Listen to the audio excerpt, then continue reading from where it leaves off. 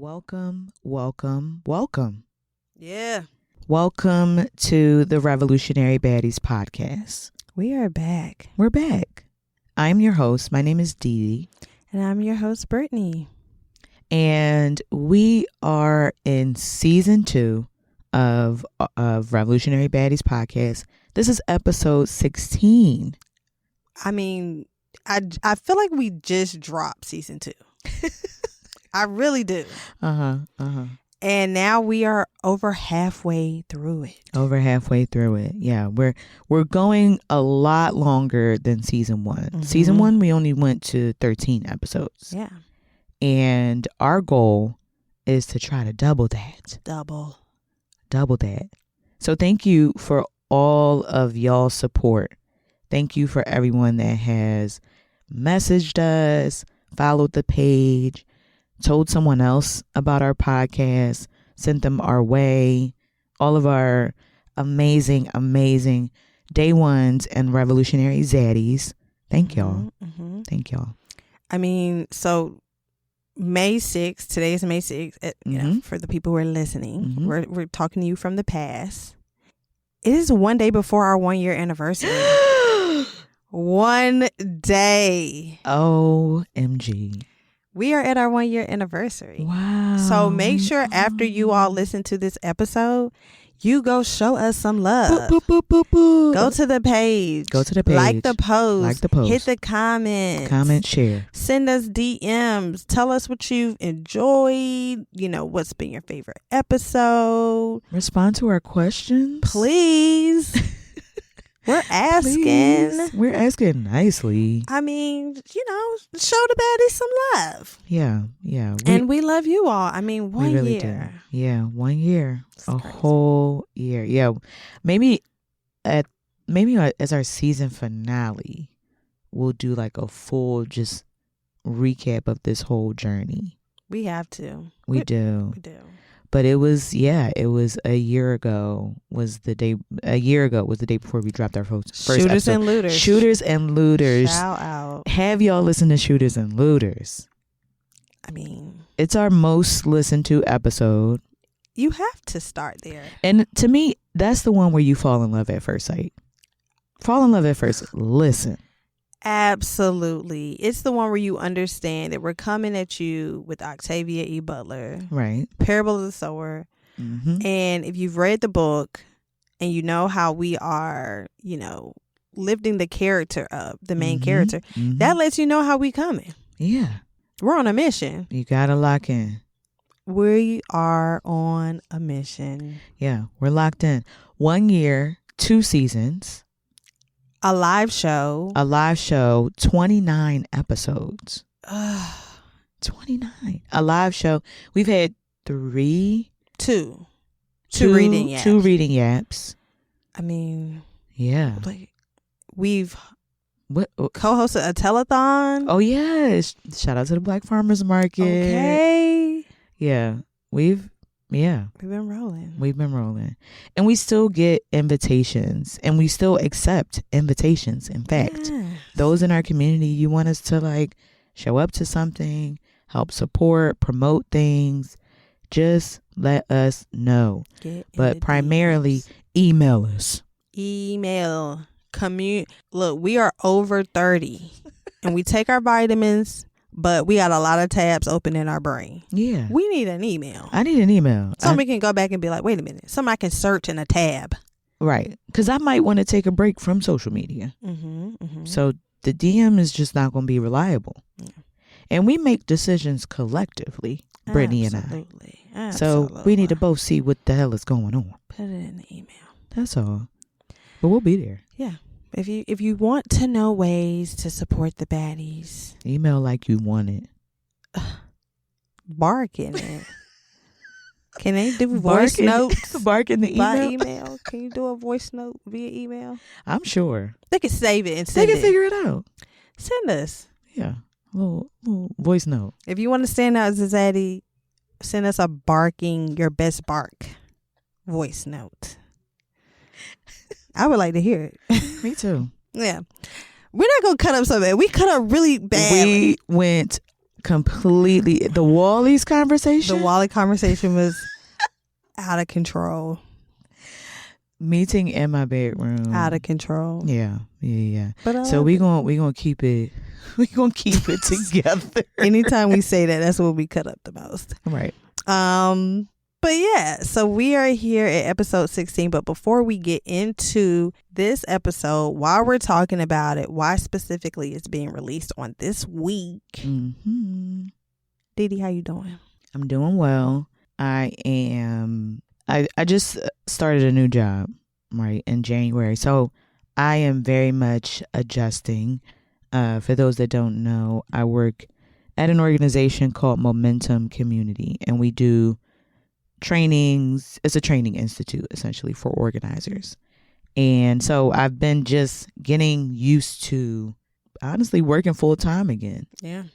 I knew it was going to be a process, but, I'm in it. But this week I feel like not as behind as I was feeling before. So I'm on it. I finished a book.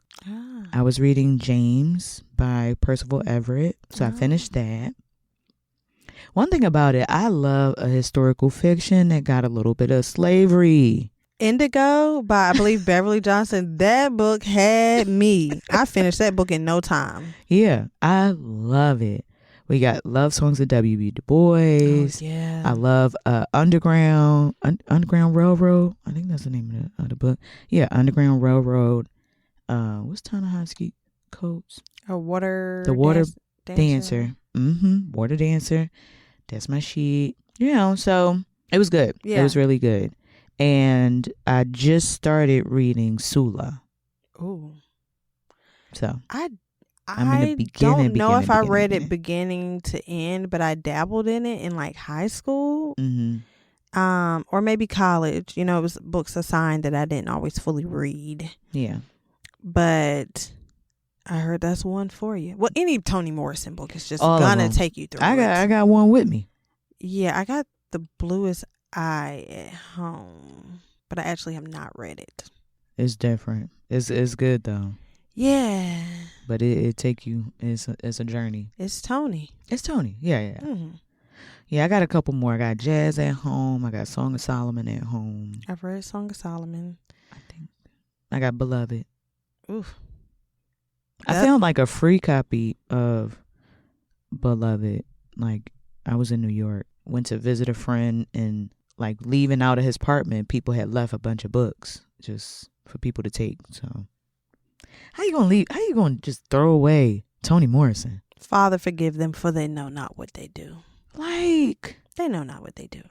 That's wild. That's what that is. Yeah. How you been, Brittany? I've been good. Time is rolling by.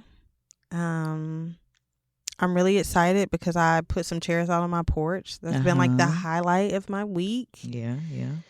And I'm like, let me create my third space in my space. Yes. Let me create my extra space in my space. Yeah. Because I'm paying all of the rent and I need to be in all of the places of my home. I'm like, what can I put in my storage closet more? Like on my balcony. Yeah.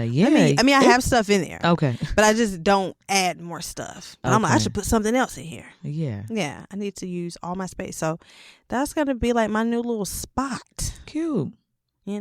Sit out there, read, chill. Mm-hmm. Now I just got to find a new a new companion. Little friend. To sit out there with me. Yeah. Rub my feet.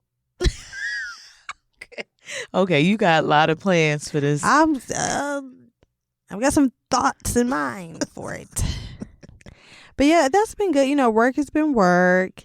I've been doing some mentoring of the young men, my employees, which I'm their manager. Yeah. And I've been really trying to teach them some good business practices. They want to excel in their career. Mm-hmm. And I'm like, you got to think like a top-notch nigga. Mm-hmm. You got to, they be coming in my office like, it's whatever you want to do. I'm like, no. That's not how you work. You have to convince me, persuade me.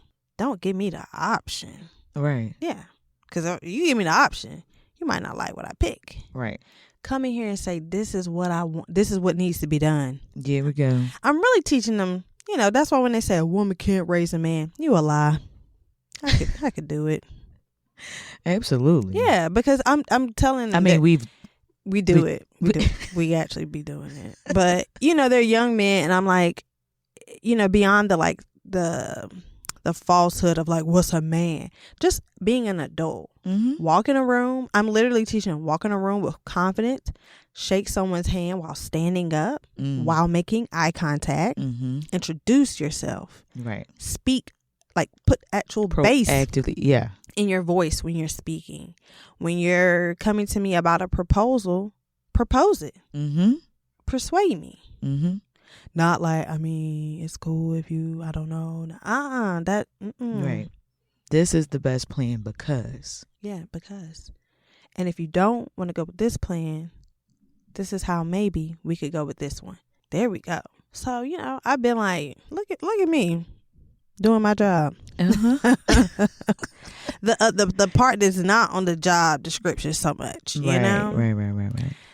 But it's just helpful. It's helpful. Yeah. They're young black men. I want to see them excel beyond this industry or whatever industry they want to be in.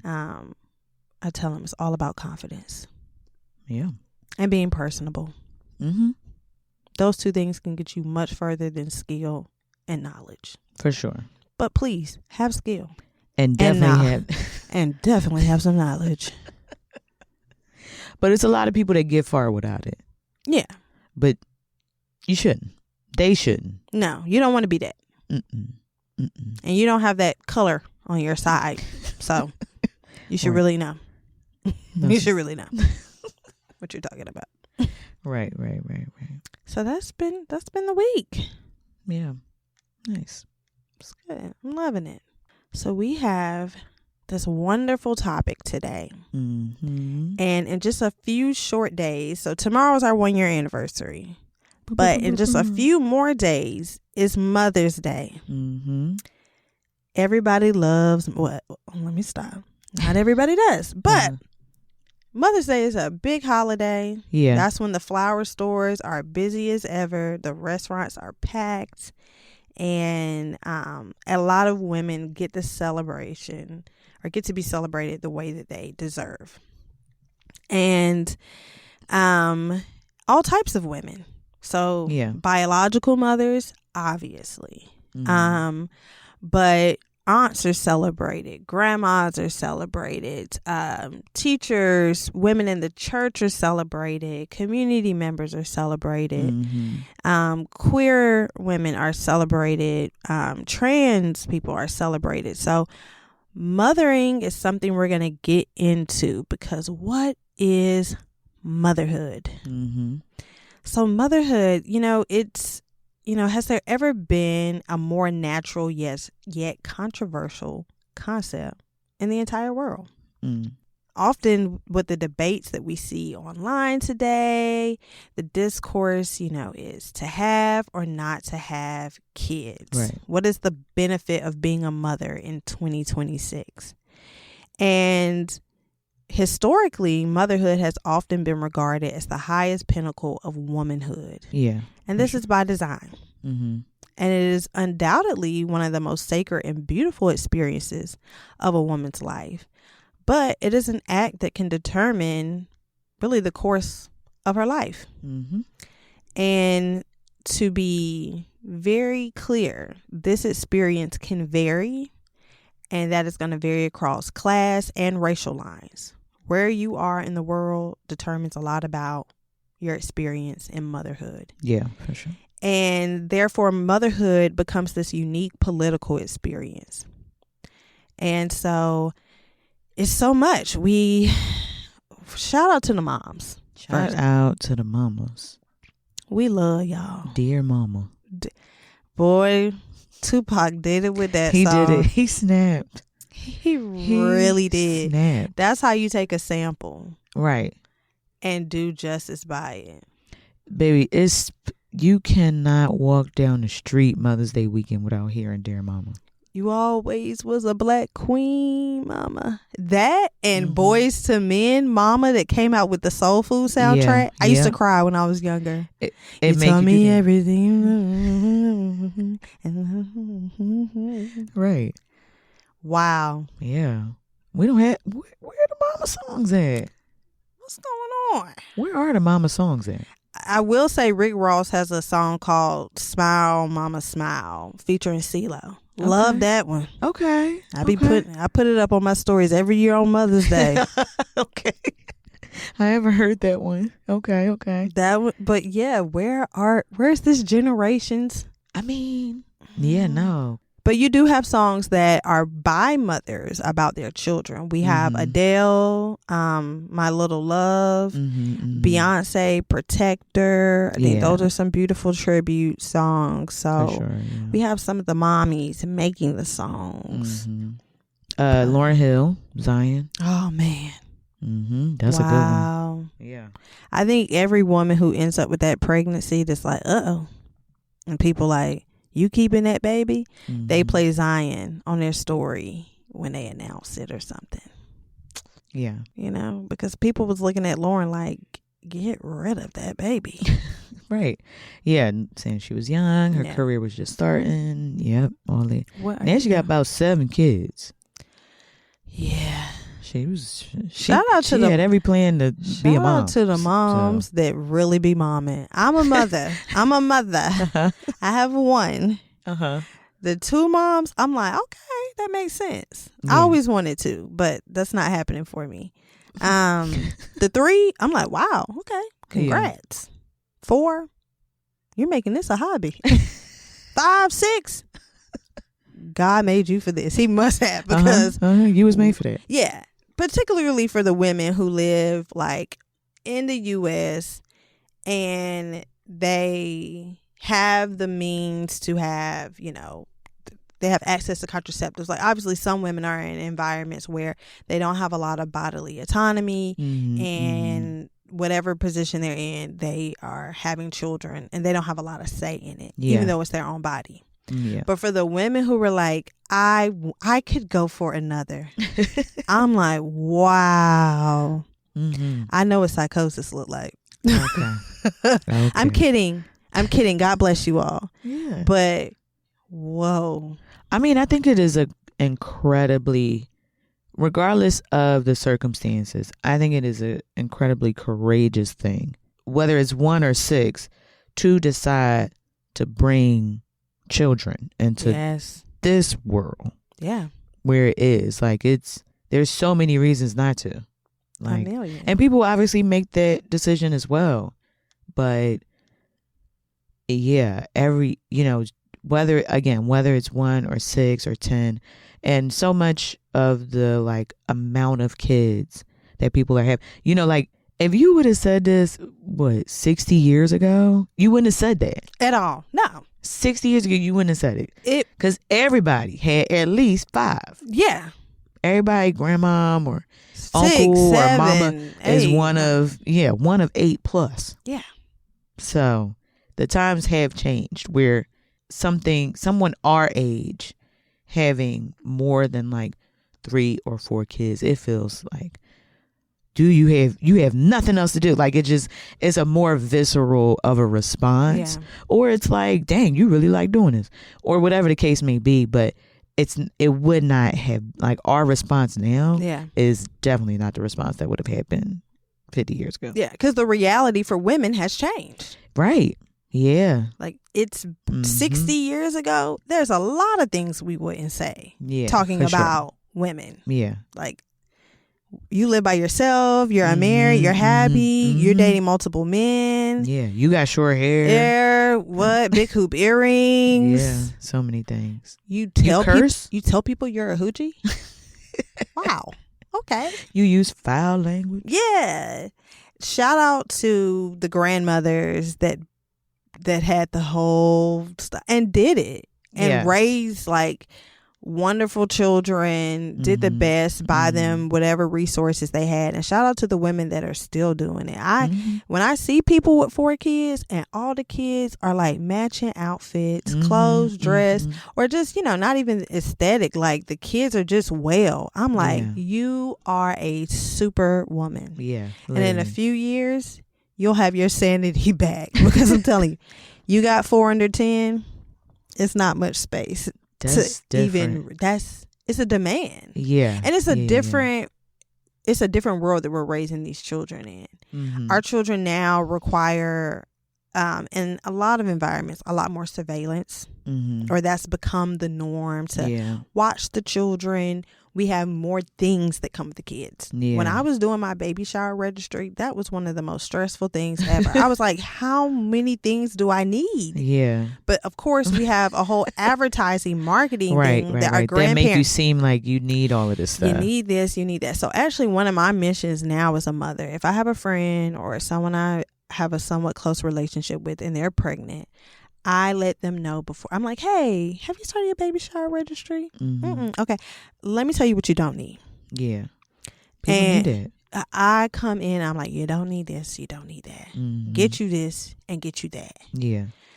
All of the wipe warmers, you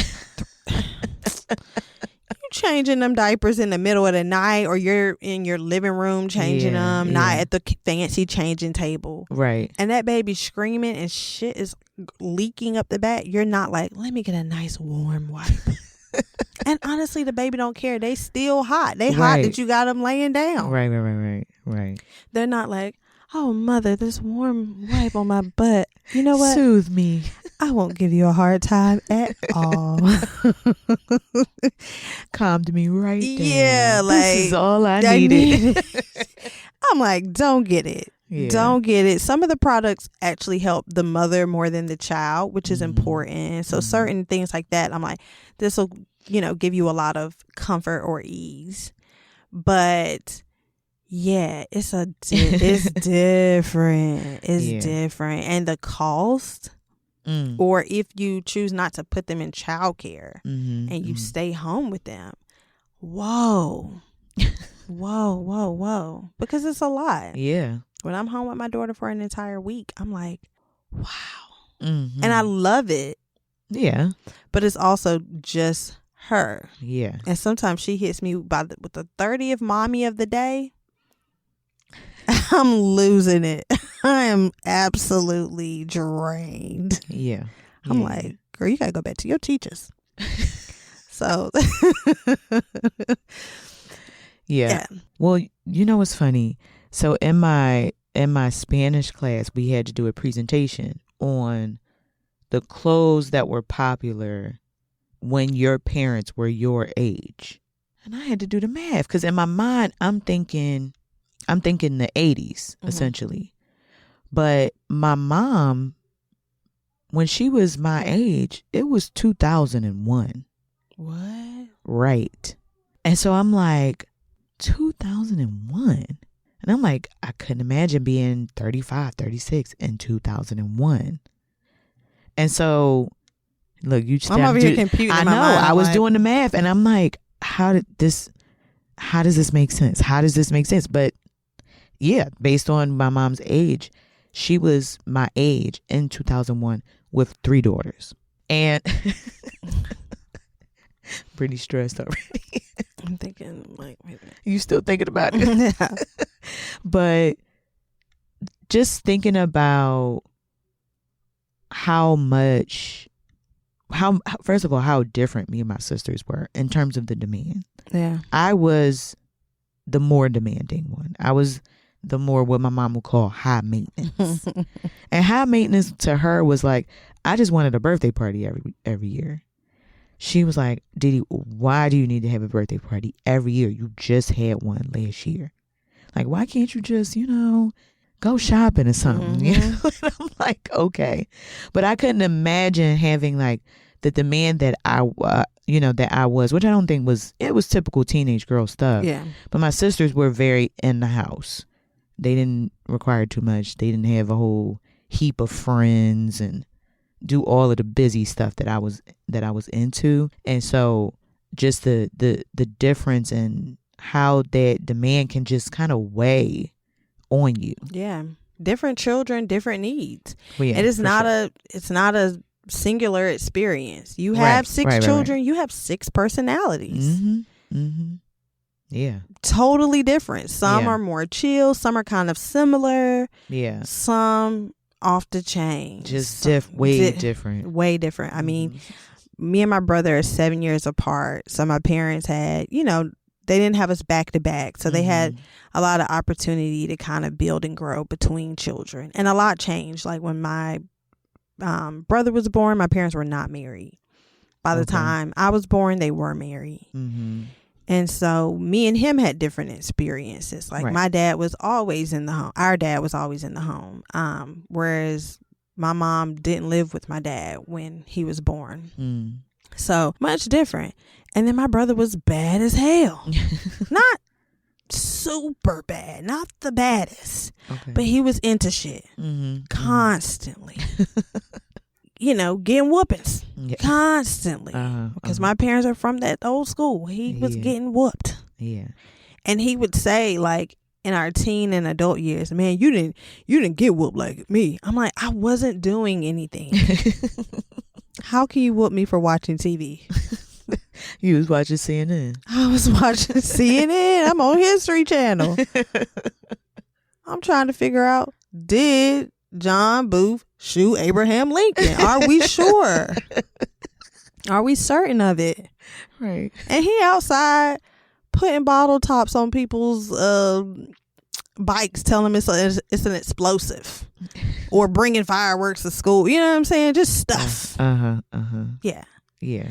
So much different experiences, and then parenthood doesn't really end. This whole 18 years old thing, it's a myth. It's a lie. Yeah. And then eventually your children, some of them may have grandchildren and grandparent. That parent word is in there for it's a still reason. There. Yeah. You are raising those kids. There are expectations. Yes. Yeah. So it is definitely a process, but there are so many ways in which people approach motherhood. And the experience of motherhood a lot of times can be determined by the support that we have around us. A lot of women have some of the best motherhood experiences when they mother around other women. Yeah, absolutely. Whether those women are mothers themselves, or whether it's friends who do not have children. Yeah. Like I say, being a part of community, being at churches where you got different ministries and different things, just a village. Yeah. That's why they say it takes a village to raise a child. It really actually does. Yeah. And I think that's also going back to like our community episode. I think that's why you could have 6 and 7 and 8 children, because you're raising them more in community. And you're more in proximity, literally. Proximity to other people. My grandmother, my father's mother, had 6 children. She was one of 8.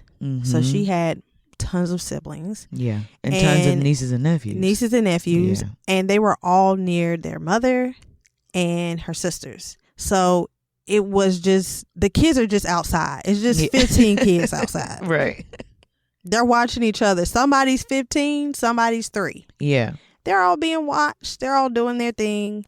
And so it's a different thing when you're raising children without community or like actually proximity to people. You have people who are quote unquote in your community as far as like true friends and families, but you may not live near them. We are more transient now. Yeah, for sure. And so you and your partner may have taken a job opportunity in San Francisco, and now you have 3 kids. Yeah. In a state, and your mama not near. Yeah. Grandma and grandpa are not near. Yeah. That's different. Yeah. Than having grandma and grandpa 2 houses down. Right. Very different. Totally different. That's what I mean when I say psychosis. That's what I mean. Like the modern woman who is out there by herself, just with the husband and the 6 kids. I don't know how you can be well. And this is not to say that women aren't. But I'm speaking from the reality as a mother. It's a demand on you that is out of this world. And if you're just doing it with your husband, it can be done. Yeah. And you can be happy and the kids are happy. Yeah. But we're actually not built to do it. Yeah. In a nuclear setting. Not six. Maybe two. Yeah. Yeah. But 6. Yeah. That's different. It's different. So shout out to all of the people who are a part of villages who contribute to the process of mothering. Yeah. I was fortunate enough. I might have talked about this on another episode, but my cousin, my older cousin, so my mom, family that she was raised by, she was the youngest. And so all of her older siblings already had kids by the time I came around. So it was like my cousin, Lavadia, we're like 16 years apart. And she was the baby. And then when I came around, I was the baby. And she worked at a daycare center. And I went everywhere with Lavadia.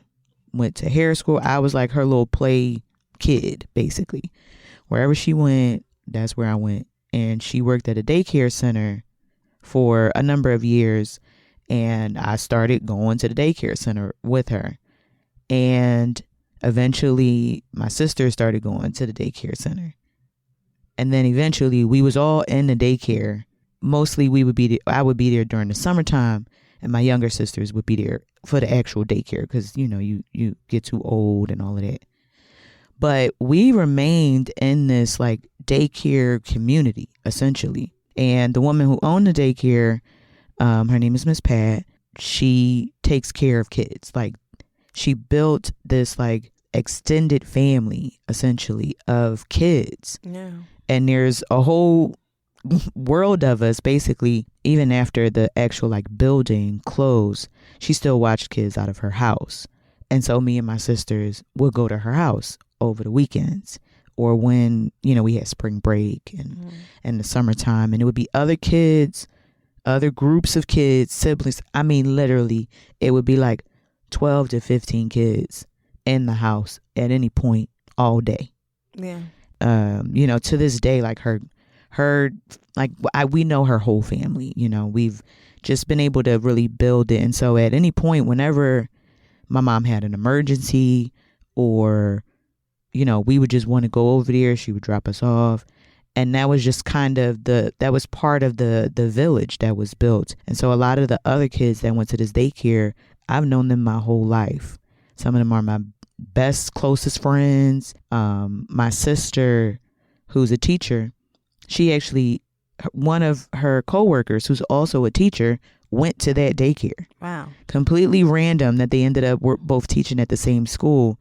But I think some of that essence of being around young people, being very comfortable, being around people of all ages, and not having a lot, but she made breakfast, lunch, and dinner every day.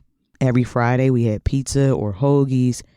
Every Saturday she made spaghetti. A giant pot of spaghetti. Spaghetti is a staple in motherhood. It is. It is. It's not going nowhere. No, Yali grew. Her toddler years are filled with spaghetti. That shit is not going. No, nobody loves Italian food more than black women. Nobody. Hands down. It's ours. I think black people, but yeah. But we love an Alfredo. We love a pizza. We love a spaghetti. We love a lasagna. And we love a baked ziti. Ziti. I knew that had to be next. Gotta be the baked ziti. We love a baked ziti. So I say all that to say that there are so many things that feel actually very normal to me. But now that I'm older, I'm like, oh, wow, there are lots of people that did not grow up being able to spend the night, for instance, at somebody's house, or because, you know, your mom didn't trust them, or whatever the case may be, you know, and just how much I learned just from her, because she was also a veteran, Air Force.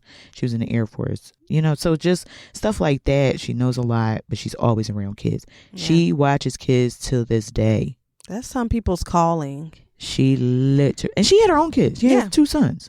That's some people's calling. Yeah. I mean, I was very fortunate. My grandmas were not near. They were about 2+ hours away. But my aunts eventually ended up in the same city as my parents. These are my father's sisters. And so I felt like I had 3 mothers growing up, and I had 3 very influential women in my life. Of course, my mother. Yeah. And then my aunts, they have their own 2 styles, like you could expect one thing at one aunt's house, a little bit more chill, a little bit more casual. My other aunt, she had the room that you couldn't go in, but we could still play, plenty of yard, fun cookout. So I was very privileged to have, and of course they had children themselves as well. But I was very honored to have that. But one thing my mom always kept was a friend that didn't have children. And I loved it because they would spoil me. I'll never forget my mother's childhood friend, Rosita.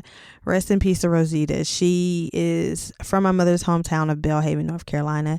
And at some point, she decided to move to Durham. And I just heard my mom talking like, okay, Rosita's moving to Durham. And I hadn't really heard of her. Her and my mom hadn't remained super close throughout life. But Rosita came, and Rosita, she had like a toughness to her. She was a tough lady. Like my mom was like, she used to fight back in the day, and she would fight girls and guys and beat ass all the time. My mom's like, I couldn't even fight if I wanted to because if Rosita found out, because she grew up with nothing but brothers. She like, somebody, you got a problem with somebody? Okay, I'm gonna go beat their ass. She like that. Yeah. So she was like not your traditional lady, like she wasn't perfumes and cute outfits and none of that. Rosita, she had a little bit of that gutter on her. And I loved her. I just adored Rosita, and I would just go over her house. Like it was like, I want to go hang out with Rosita. Take me over there, all the candy, get to watch it. No rules, besides the normal like respect and stuff like that. But and my mom was very lenient, so I didn't have a strict household. But Rosita just took such good care of me. She even brought me a gold necklace that said spoiled, that I wore up until through college till I lost it. And I was devastated because she actually died, I believe, my freshman year. Oh. I will never forget women like her and some of my mom's other friends that I'm like, they just adored children. Yeah. And I believe Rosita was not able to have children, but other friends who for various reasons didn't have them, I just would meet them. Like my mom would have a new friend. I'm like, she ain't got no kids. Yeah. And I think Yali's like that too. Like she loves when somebody, and I am here today. The reason I have my sanity is because of the childless women around me who have talked to me on the phone, stayed in community with me, and gotten baby girl and been like, I got her. Please. I am here today because I say all the time, Black women have saved me at every point of my life. Yeah. And so, and I love seeing Yali, like Dee Dee will take, when it snows, Yali, Dee Dee, it has been an unspoken agreement that Yali's going to go with Dee Dee to take the walk. Cause I'm not outdoorsy. Right. And I love it. Yeah, it's great. She gets gone, and the pictures that I get, we be having fun. Ice blocks in her mouth, everything, having a ball. Yeah. And I'm like, I am in the house warm and cozy, drinking some wine. And I'm shivering out in the cold. Trying to have fun. No, Yali, we're not doing snowballs. No, I can't do it. My hands is too cold. Yeah. But she'll, she's like, okay. Yeah. I could do other stuff. Yeah. Okay. Yeah. So shout out to that. And it's important. I would advise anybody who's thinking about motherhood, before you start thinking about, do I have the money for the $1,500 wood grain crib and all these different things, think about who do you have around you who can mother the child as well. Right. I mean, a lot of people really lean on knowing what to do with kids on being a parent. Yeah. Which is interesting. We're figuring it out. Like, this is my first time here. Yeah. Like now, if you're talking to someone who got 10 kids and they, 80 years old, they probably know some things, right? Yeah. They can give you a wealth of knowledge, but like, still, that doesn't mean that they were good at it. Yeah. At all. But I feel like I have a lot of friends that have kids, and I really be on the kids side. That's really what it is. We kids need advocates. I be on my little nibblings side. I be like, you need to stop yelling at him right now. Stop, or just like, yes, let her go on the trip. Yeah, let her go with her friends. She can ride the bus. Oh, I'm like that with my niece and nephews though. Yeah. I'm like, because I was an aunt before, I was the childless auntie before I was a mother. And yeah, take it easy on them, okay? Not too much. Watch it with my kid. Watch it with my babies. Heavy on that. But yeah. I think that we discount people who do not have children too much when we talk about the skill and the knowledge and the amount of care that they can extend to children. And it's to our detriment. It's to people's detriment, I would say. Yeah. But some people have a poor relationship. Some women have a poor relationship to motherhood in the sense of, we about to take it political, the need to maintain systems of dominance. Yeah. Children are one of the most exploited and oppressed groups in the world. And oftentimes there is this desire by both mothers and fathers or parents to continue to control their family, the nuclear family. Yeah. This is my house. This is my rules. Now, granted, there's a certain level of like, okay, you do have to raise a child. You have to have some level of structure. You got to establish some authority for sure. They need authority. Yeah. To an extent. Mm-hmm. But I believe we need to evolve into revolutionary mothering, where we do not in the home continue to reinforce some of the things that the larger society wants to teach about power dynamics, patriarchy. Yeah. As we've said before on a previous episode, Bell Hooks said that the biggest patriarch she knew was her mother. Yeah. Not her father. It was her mother. And so as we, as a new generation, and we got the generations behind us, go into thinking about what is mothering, I think we have to redefine it. If we want children to grow up and be different than the type of people we're complaining about today. People so crazy. People so angry. People so this. Okay, everybody was once a child. Yeah, right. And I do want to remind people of that. It's a lot of negative language. I've had a personal rant about people talking negatively about children. And how the hell do you talk bad about something you used to be? Yeah. And you still are someone's child. I mean, obviously you're not a child anymore. But if we want to have a world that has healthy and happy adults, it has to start with how we raise our children. Yeah. And doing the things, well, this is what my mama did with me. This is what my parents did with me. This is what my grandma did with my mom and them. This is what we do. Yeah. That doesn't fly anymore, actually. Right.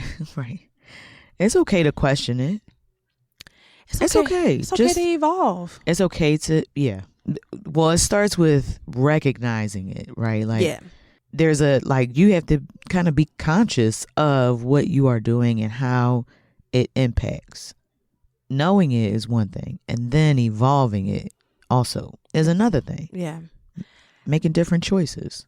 I think to want to deviate or move the needle past what your parents have done, you have to look at yourself. Because a lot of people are like, I turned out good, so nothing, I was raised right. Yeah. And yes, that could be the case, that you are quote unquote fine, right? But how long did it take you to unlearn certain things in adulthood that you no longer deal with now? You no longer hold yourself to. Right. It's a process. It's a process. You had to evolve into the type of person you are today. And it's okay to say, okay, my mom and dad used to whoop me. I don't feel like a victim, but I don't feel like I need to do that. Yeah. I'm tempted, Lord, some days, but I don't have to do it. Yeah. And I grew up defending whoopings. Like, ain't nothing wrong with whooping. When I had kids, I'm whooping some ass. And then as I got closer into motherhood, it wasn't that I needed to condemn the things that my parents did, but I just was like, I don't know, maybe I could try something else. And I went in open. I went in possibly open to like, maybe whoopings might actually be effective. And then as I got into parenthood, I'm like, it don't do nothing. Yeah. It don't do what we want it to do. Yeah. I'm not into it. Yeah. It's not my thing. Yeah. I mean, I think generally people casually like talking about assaulting children is like, it's very, very weird. Yeah. It is very, very strange. I think I was talking to this one nigga, and some kind of way we got on a conversation of kids, and he was saying like, oh yeah, like I would have to pop her or something like that. And I was like, what? Yeah. And he was like, yeah, I mean, my kids, they not listening, I gotta pop them. I was like, you would put your hands on your child. And he was like, well, yeah, I mean, haven't evolved. What? Haven't evolved. Excuse me?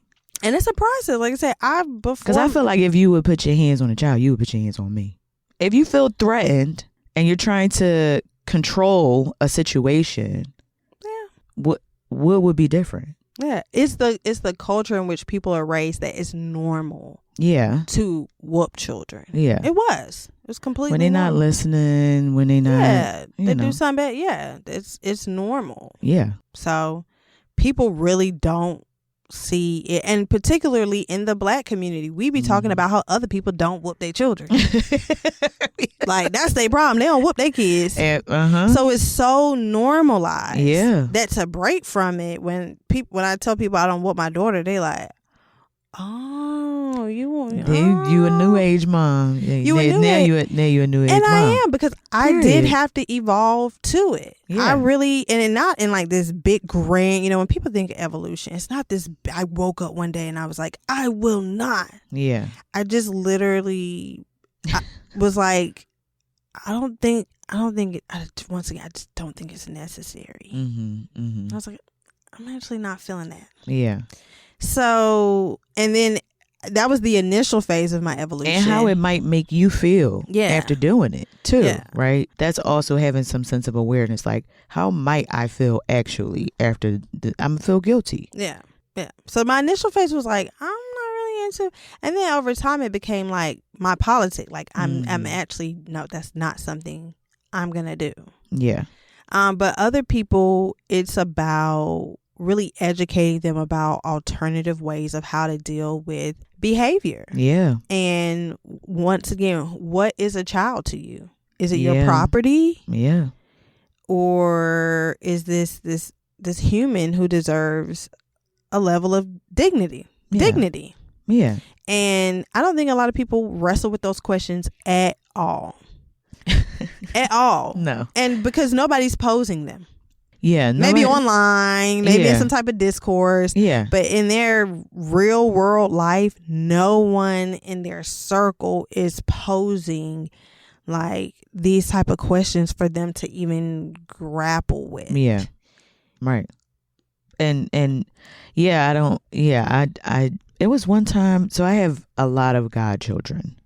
And I have a lot of like just children in my life that I love very deeply. And I have 5 godkids. I became a godmom when I was like, I don't know, 18, 19. Wow. A long time ago. And my oldest goddaughter, I was with her, maybe she might have been like 13. She was kind of older. And I was saying something to her, and I went to like reach to like fix her hair or something like that. And she like flinched back. And just her flinching, I was like, it almost brought a tear. I was like, what? I was like, what? Why would you flinch? And I was like, Alana, I would never put my hands on you. I would never do that. But just from her flinching, I was like, oh my God, like, why do you flinch at me? What happened? Yeah. And so it took me to be like, oh wow, like I couldn't imagine kind of having that sense of normalness.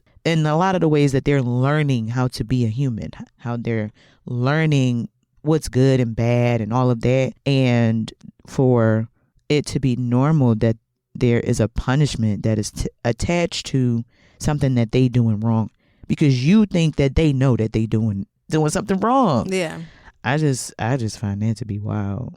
Yeah, I have a quote from June Jordan that says, "We, the larger ones, possess a degree of power over the lives of children that we would find inconceivable and unspeakably tyrannical in any other context." That's a fact. Yeah. And so, the idea of like, can a child talk back? Yes. What? To a certain degree, right? Yeah. But you have to make the barriers of it. You have to create some boundaries around it, and that requires communication and patience and the need to, once again, not be the person not wanting to reinforce power. Like, clearly my daughter knows, like, I make decisions. Yeah. I can tell her yes and no about certain things. Yeah. But it's not about the ego trip of like, I'm your mother, listen to me. Now, have I probably said those lines verbatim to her? Yes. Yeah. But what I explained to her once maybe, she calms down or something, is that as her mother, it is my job to guide her, keep her safe, and protect her. So I tell her constantly, I kind of beg her to understand this, but I just know it'll be a process. I'm like, I'm truly telling you these things because I'm trying to look out for your best self-interest. I'm not trying to be the party killer. I'm not trying to be, mean. Like, she's stay calling you. Yeah, you're mean. And I'm like, I'm actually really nice. Okay. But I'm trying to tell you these things because it makes sense. And this is why it makes sense. I'll explain to her why I told her no. Occasionally, I'm not going to go that deep into it. I'm like, it's a no, girl. Yeah. Rock with it. Yeah. But if it's something that she genuinely has a question about, I will explain to her the no. And when I do, a lot of times she'll be like, oh. I'm like, yeah, because if you do that, it'll knock that over. And if that type of thing knocks over, it can fall over your head. Yeah. Oh, okay. Like, don't sit in the aisles at the grocery store. She'll go sit on some water packs and there's like heavy items above her. And she was like, you're mean. And I said, get from under there before something fall on your head. A case of sodas falls on your head. That's why I said get up. Right. Not because I wanted to take you off of your throne. That's what she thinks. She's in the store playing. Right. So it's that level of patience and wanting to understand it. Your child is someone you are raising, but you want to release them into the world. Yeah. And you want them to be happy and healthy and not traumatized. Right. Don't come back to me. But also, I kind of understand some of the more extreme versions of strict parenting, because especially as Black folks, so much of who we are and our value to the community gets judged based on our kids. Yeah. And how they are in other people's eyes. And I feel like a lot of that pressure tends to also be put on Black single moms. So people see a Black single mom in the grocery store, and people see a Black single mom trying to, her kid running around. She don't have control. Then she don't have control over her kids. Or she yelling at them in the grocery store, making a scene. Then it's like more judgment. It's just the added pressure of this particular society and how there's so much judgment on Black single moms without the support to match. Yeah. And also that pressure of survival. Yeah. Like, if I don't raise my Black son to understand these things, to carry himself very well groomed, yes ma'am, no sir, all these things, then he is at literal risk if he leaves my home and he's in certain environments and people consider him to be, wild or anything like that. A danger. Yeah. So it's once again, and the whooping, like that's a generational thing coming out of our survival.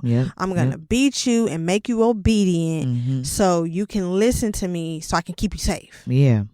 Right. And it's gonna take, I think it's happening with the generations now. I do too. A different approach and taking some of the fear out of motherhood. I think that a lot of people go into motherhood afraid of everything. We have Black maternal mortality is up.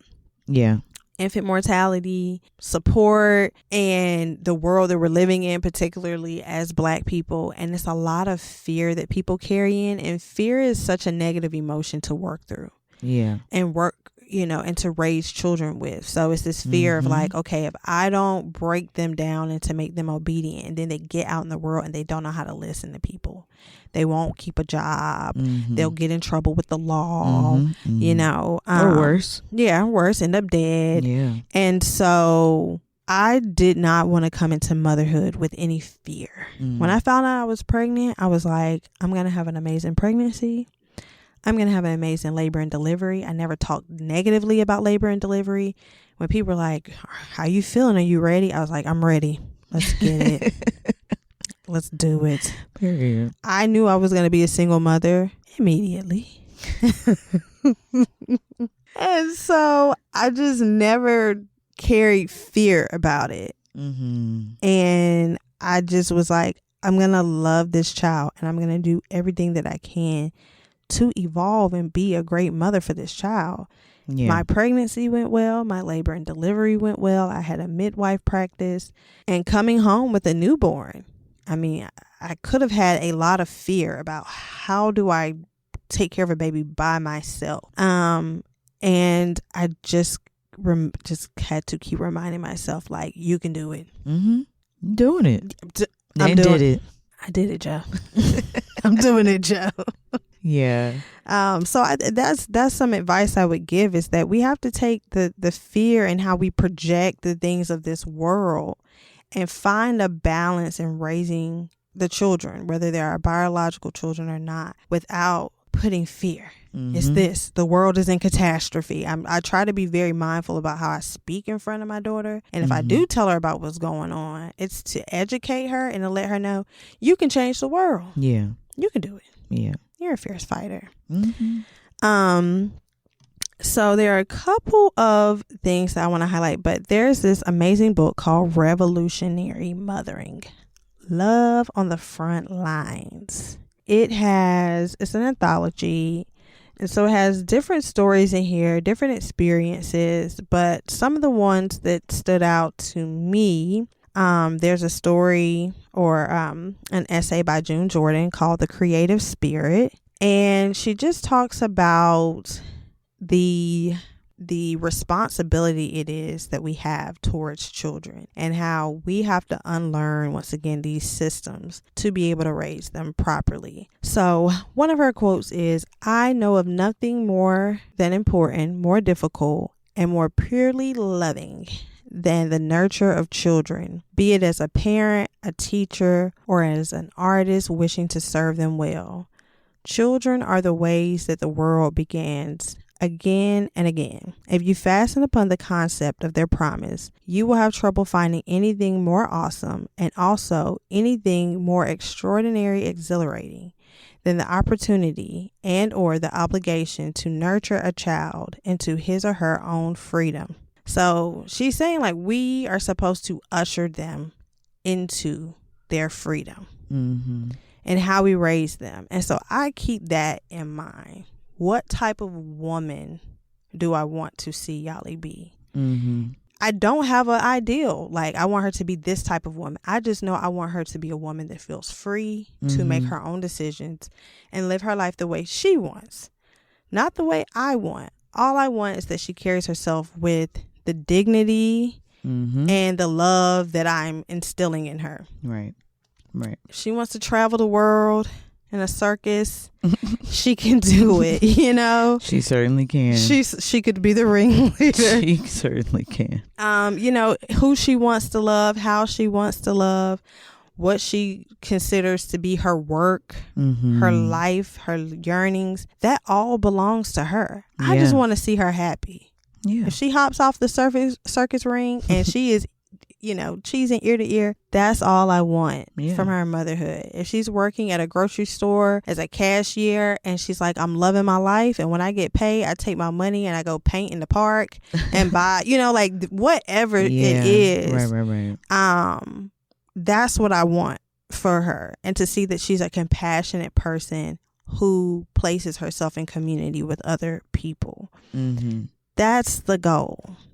Yeah. And so that should be a part of mothering practices, whether, once again, you're a biological mother or not. How do we nurture a child into their own freedom? It's a lot of work. And again, like we've been saying and explaining, it literally takes a village. Yeah.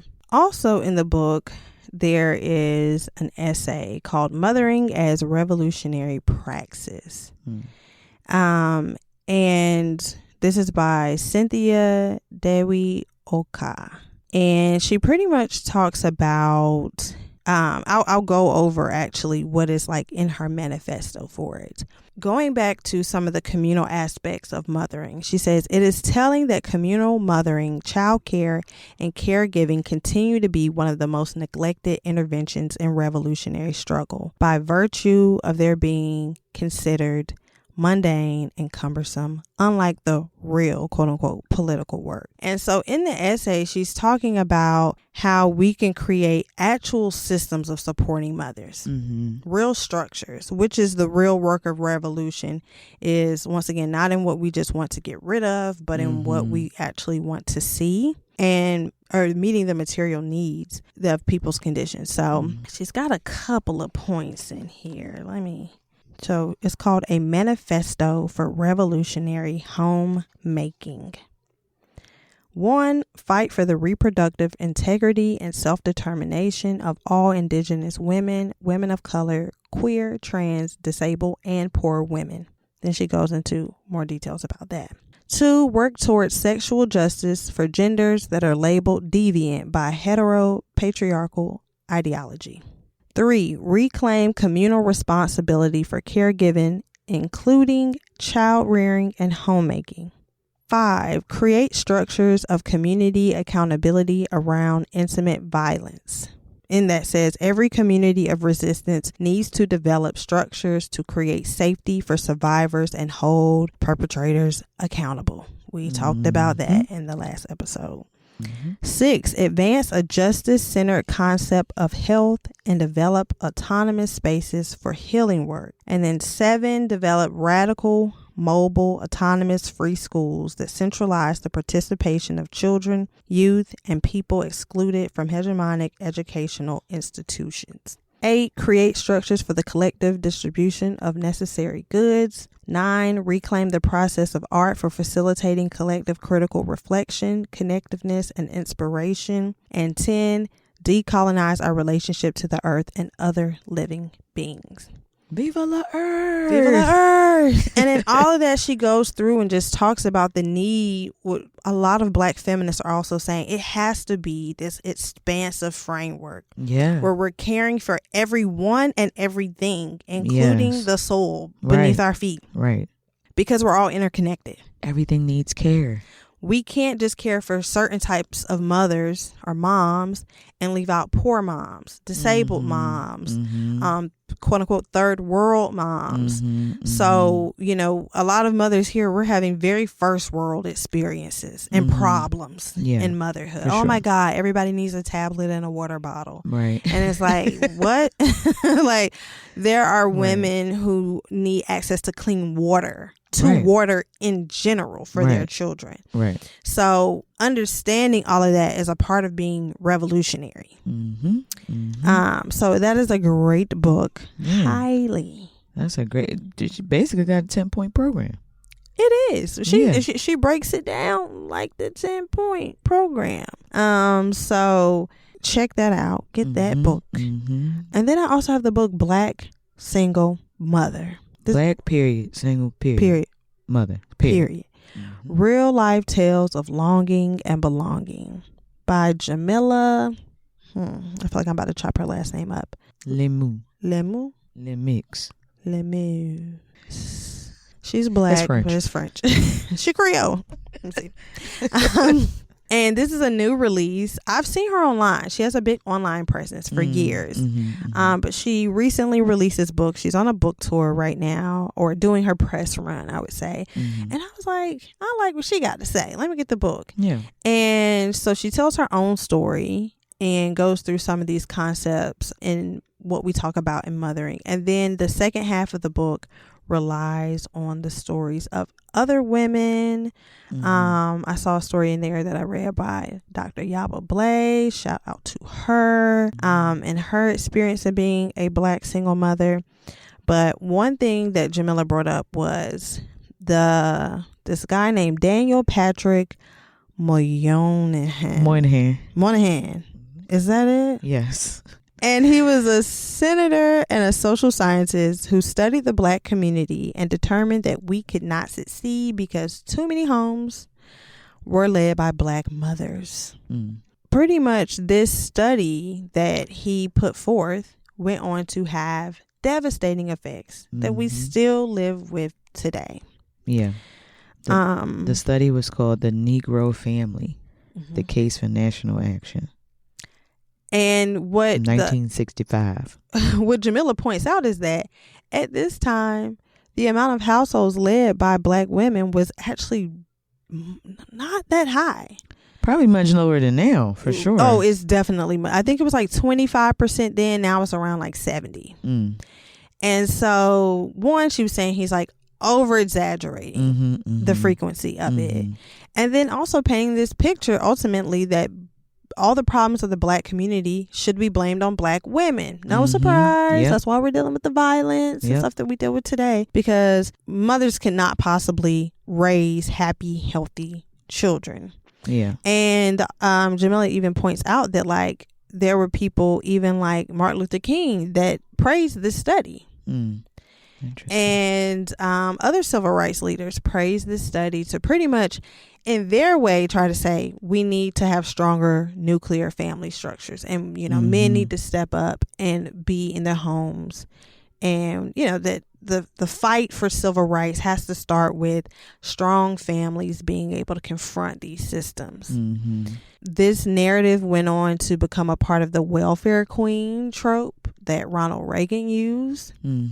And conservatives have continued to use this as a talking point. This ideal that single moms are to blame for these delinquent juveniles, criminal elements in the world, in the country. It's the failing of the home. Yeah. And if the home is being led by black women, then it's all their fault. Not the absent father. Yeah. No. No. God, what are we talking about him for? It is the fact that it is these mothers. And Jamila was quite surprised because she's like, damn, I felt really loved. I had like a happy, healthy, stable home that I grew up in. Yeah. I don't see how that was I don't see how my upbringing was to my detriment. Right. And the reality is that children need a house full of love and support. Now, I do think that children can suffer in homes led by single parents when there is no support, when the parent is overwhelmingly burdened by finances, handling everything for the children, life. That can be to the detriment of the mother, which what harms the mother can harm the children. Yeah, that's how that works. Somebody tell the daddies that. Let me repeat that again. What harms the mother harms the children. Yes. What harms the mother harms the children. If the mama ain't got the money, the kids ain't got the money. If the mother doesn't have the relief, the kids ain't got no relief. Yeah. If the mother is unhoused, the children are unhoused. Yeah. So let's support moms, right? Yeah. Yeah, that trope has just been used to just be brought up time and time again to say black people can just not get it together because they cannot have strong families. Yeah. I believe that this is also the name of the train station in New York, because it's not called Grand Central Station anymore. Mm. It's called the Moynihan Station. Think this might be who it was named after. I mean, he was a senator for a long time. Senator? Mm-hmm. Yeah, he was a senator for a long time. Yeah. Wow. Yeah, he produced that report in 1965, but he was also like a state senator for a really long time. And there's a Moynihan Train Hall, which used to be Penn Station. Not Grand Central Station, Penn Station. I think I also feel like we're growing up in a time where there are a lot of Black mothers that are shifting the narrative around Black single motherhood as well. Mm-hmm. So many single moms that I know are really like obviously working and caring for the house and probably got pets and also, pets also that they're taking care of. But really like, I'm not going to let money or the lack thereof stop me and my kid from having memories, from having experiences, from getting a chance to go different places. And it could be nothing grand, but there is that aspect of it too. And the mamas is taking the kids with them, traveling places. You got to travel for work. Your kid comes. Sometimes there's childcare being provided. Women are traveling with their kids, single moms taking their kids to Paris, and to Jamaica. They going places for their birthday. They getting on cruises for their birthday. And so there's just a different way too that I feel like the millennial generations are like, there's a way that I can enjoy this time with my child and money not be just the biggest barrier ever. Yeah. Mothers are always way makers. Yeah. And I really hope to, send the message out there to anybody who's like, I don't know about being a mom in this day and age, which definitely, if you don't want to be, shout out to the work of women who've made that something that we can have the choice to do. Yeah. We have bodily autonomy. We can make those choices for ourselves. And it's perfectly fine. There's nothing wrong with not wanting children. Yeah. My concern is for the people who do have some desire. And once again, they're leading with fear of, I won't be able to travel. Yeah. I won't be able to live out my life. I won't be able to have the career I want. And those things are just simply not true. Now, you may face certain barriers, but you can face barriers from all types of things. Right. It doesn't have to be a child. And so if that's something you want to do, the limitations that we have are often the ones we put on ourselves. Finances are a real thing. But like say, there are free days at the museum. Yeah. People be right there. They might not want to pay the days of the paid membership days, but they come on the free days so the kids play. Yeah. They make it happen. And so if, you're going into it, my concern is that capitalism keeps robbing us. Yeah, absolutely. And ultimately, I think it wants to strip all of us down to being less human and more of a machine. Yeah. And in doing that, saying, I don't want to have kids. I don't want to date. I don't want to do anything human. I'm going to just sit in my house, chill, and then go to work and chill and go to work. That's exactly what they want. That's actually them winning, right? Because you can do motherhood your way. Yeah. You don't have to get your kid the tablet. Yeah. You don't have to keep your child in the fly, in Gap and things like that. You don't have, first of all, get off of those influence pages. You don't have to have the baby room set up with the giraffe painted on the wall and everything like that. You don't have to have a whole baby room and this and that. You don't have to raise kids, send them to private schools and do all these things. You can do it your way. The kid ultimately needs and remembers the love. Yeah. That's it. Yeah. And because Black women, Black single mothers are showing themselves doing motherhood their way. Like I say, I am. I'm on the island, hoe. You know, they on the yacht, they whatever, with the kid, breastfeeding. People are growling at their phones. Mad. I once saw my baby daddy post a meme of women on vacation laughing. We know women like at the beach laughing. And the caption was like, women can travel like this because they always getting child support. Yeah. Oh my God. I'm like, I don't know how much he think is being garnished from his check, but it's definitely not vacation money. First of all. Because who are you talking about? What do you mean? Who are you talking about? Literally. You gotta be talking about somebody else. He's got 3. Right. Maybe it was the other one. Maybe. Who are you paying that much to? How much is she getting? How much? Wait a minute. Do we have to go back to court? We might have to go back to You court. posting memes and shit. This is why black women always traveling. Hate. They hate us. Haters. Literally hate us. Yeah. So, you know, very interesting. Yeah. Yeah. Very interesting experiences. So shout out to the black single mothers who are not carrying the shame that previous generations had to carry. Yes. And the women who are actually like, I'm going to have the baby without the man, you know? And decide, that's what and that's the other part of, I feel like, our evolution of like literally our development has grown. And we, talked about this a little bit on the other episode of like, and not to set up so much of a gender binary, but I'm not setting it up at all.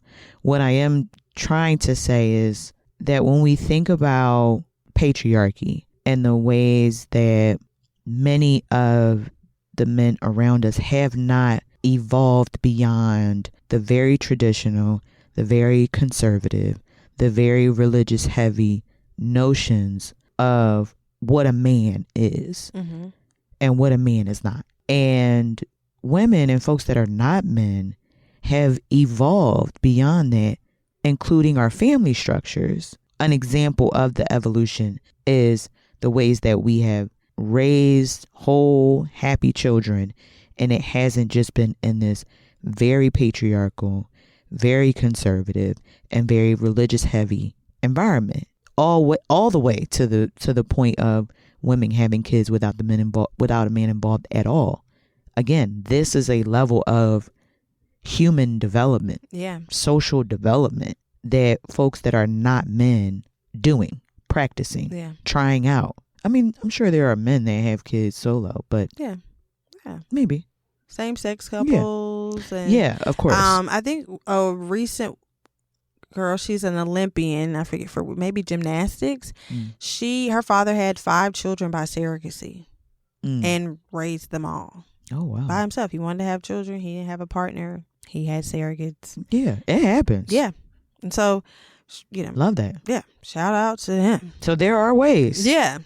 There are many ways. And it's not to take away the importance of fatherhood and father's presence in the home, but it's about that we won't wait. We can't wait. We can't afford, the children can't afford to wait. Yeah. Because men have this massive project that's due. It's got a due. Somebody need to put a due date on it to undo a homework project to undo patriarchy within themselves and the actual system itself, which is built into these other systems. Right. We can't do that. Right. I need niggas to know that we cannot do that. We can't do it. We can't. No, we can't. I mean, we already told y'all we are not the right messengers. It's got to be not yet. And hopefully a movement comes about, much like the feminist movement. Well, actually, the movement's here. I kind of just said it, but whenever they hop on the train of it, or if they want to rebrand it as the menace movement, I don't know. Do what you need, but the menace movement, menace to societies. That's patriarchy. So whatever they need to do to catch up to the rapid development that women have been able to make via the feminist movement, to parent these children with care. Mm-hmm. To not come in the house and say, these my kids, I'll beat y'all. No, whoa. Yeah. And shout out to the men that are not doing that are also breaking their own generational curses around how their fathers or their uncles or or their mothers, just also taking a look at and taking stock of what they've been taught and being like, actually, that's not going to work for me. I see some amazing men killing fatherhood. They're doing the things. They're not doing the traditional role of like, well, I'll start keeping my child when they won. Right. Or because the baby really needs the mom. Yeah. It's men out here that having the daddy walk clubs. They got the strollers. They got the baby strapped to them.